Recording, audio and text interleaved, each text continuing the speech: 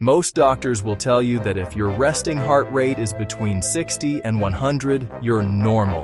They're wrong. In fact, following that normal advice could be shortening your life.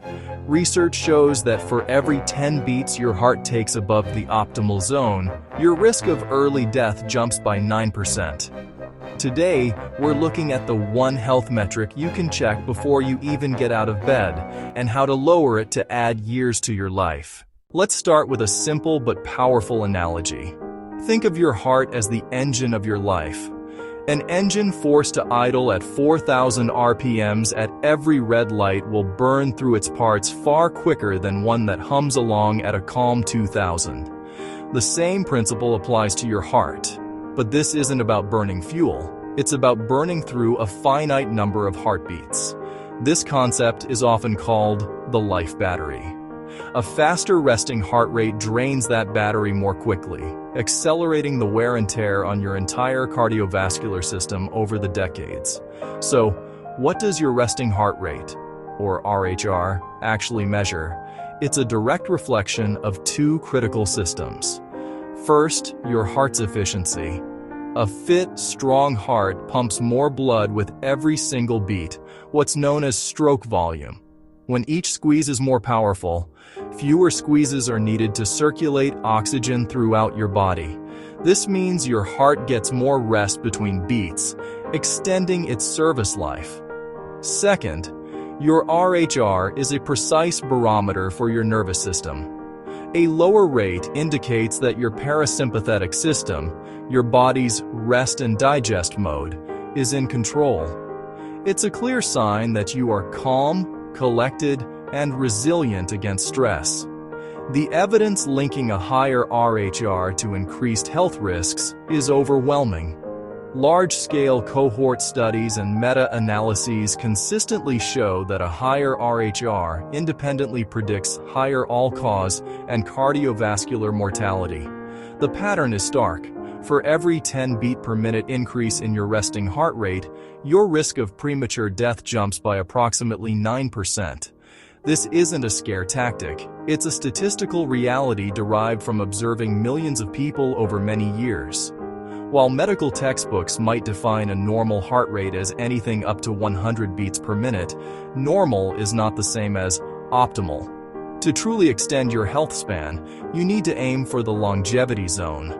For most adults under the age of 60, this sweet spot is between 55 and 65 beats per minute. This is the range where your heart is working efficiently without being overtaxed. As we age, particularly past 70, this optimal window can shift slightly upward to around 65 to 75 BPM. This adjustment helps ensure the brain and other vital organs continue to receive ample oxygenation. The key is individualization, understanding your personal baseline and working to guide it into the optimal zone for your decade of life. Now, let's define the longevity zone, because this is where it gets tricky for our community. For most adults under the age of 60, the goal is clear. A lower resting heart rate is almost always better. Seeing a number in the 50s or even high 40s on your tracker is a badge of honor. It's a direct signal that your cardiovascular system is efficient and your nervous system is calm and in control. This is the sweet spot we strive for in our younger and middle-aged years, typically between 55 and 65 beats per minute.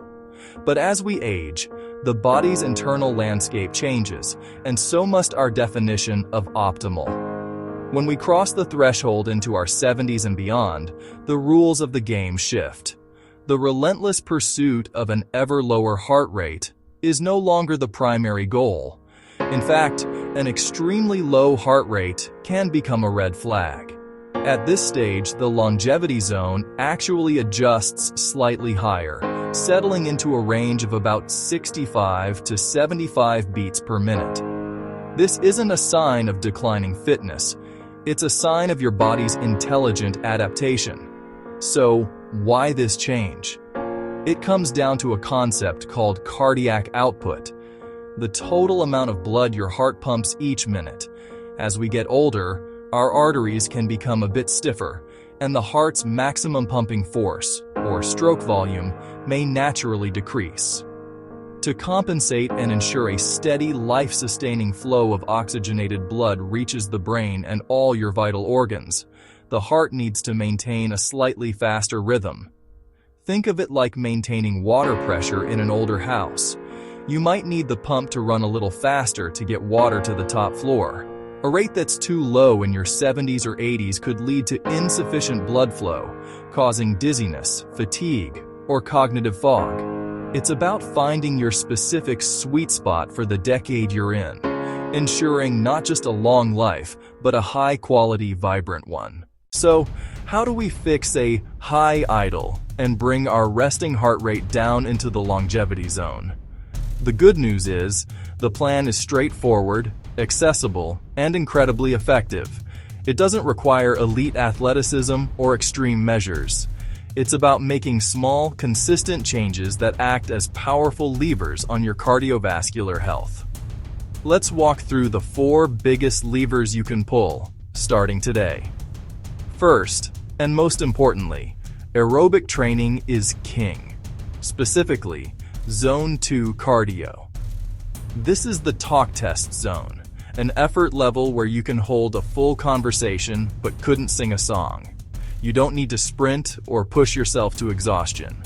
Brisk walking is the gold standard here. It's accessible, joint-friendly, and sustainable for the long haul. The science is clear. Consistent Zone 2 work, about 150 minutes per week, strengthens the heart muscle. A stronger heart pumps more blood with each beat, meaning it doesn't have to beat as often.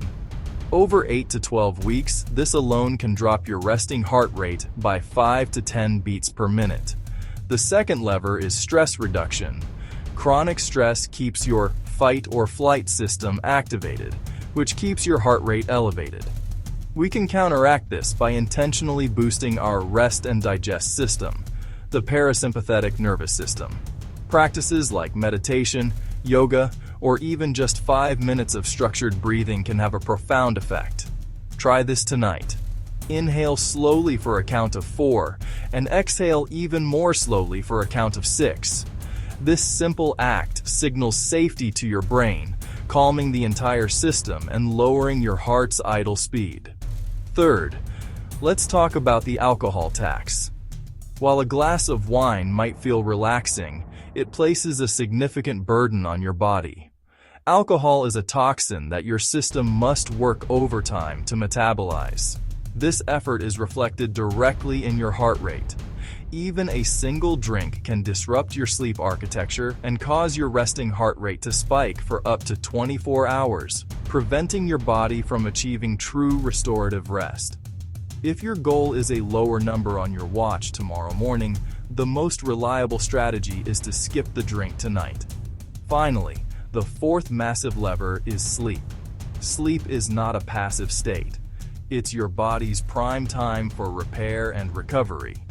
During deep sleep, your parasympathetic system takes over, heart rate drops, and your body gets to work healing. Consistently getting 7 to 9 hours of quality, uninterrupted sleep is one of the most powerful things you can do for your heart. Short or fragmented sleep does the opposite, keeping your stress systems active and elevating your baseline heart rate the next day.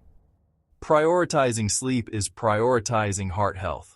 Your heart is the only engine you can't replace. Start tracking that number tomorrow morning. If you're ready to take control of your independence and get over 50 strong, hit subscribe. Let's build a heart that lasts.